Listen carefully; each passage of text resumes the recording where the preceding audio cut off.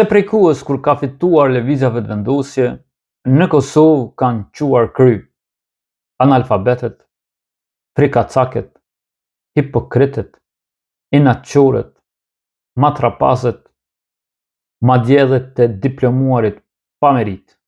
Me një fjalë, të gjithë ata që kanë deficite personale frymëzohen lehtas nga Albin Kurti dhe partia e tij. Dhe këtë inspirim apo këtë frymëzim dhe këtë mlef që e krijojnë e zbrazin në rrjetet sociale me një gjuhë të pistë të poshtër, e kryesisht ndaj krerëve të ushtrisë shërimtare të Kosovës e në veçanti ndaj Hashim Thaqit.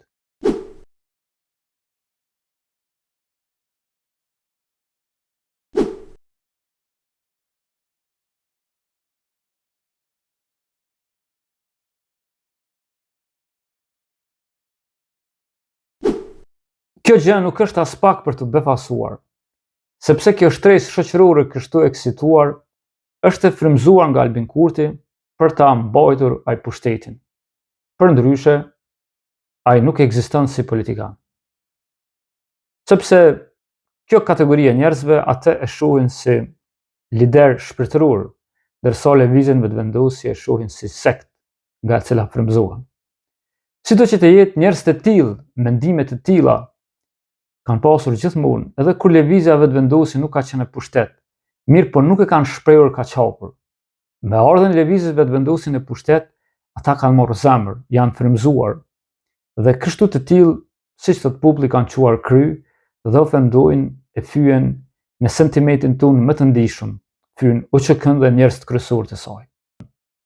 Me befason fakti se si heshtin partitë opozitare, e kryesisht Partia Demokratike e Kosovës, sepse fyrje dëshare të tilla kanë filluar të bëhen fakt dhe kjo paraqet rrezik për gjeneratat e ardhshme, të cilët përballë kësaj heshtje me kalimin e kohës më të vërtetë do të mendojnë që Hashim Thaqi, Kadri Veseli, Jakub Krasniqi, Recep Selimi dhe çdo komandant tjetër i OÇK-s as që kanë marrur pjesë në luftë, por kanë qenë njerëz frikacak dhe ndoshta edhe bashkëpunëtorë të Serbisë.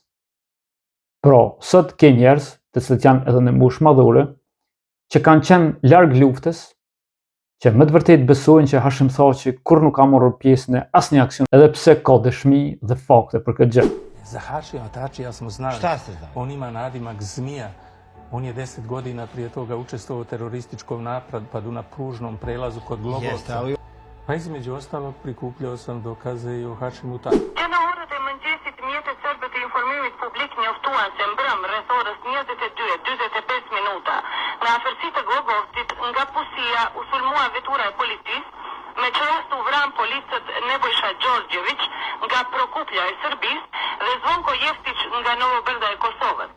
Po ashtu u plagosën rënd edhe 5 policë të tjerë, 4 nga Prokuplja dhe 1 nga Nishi.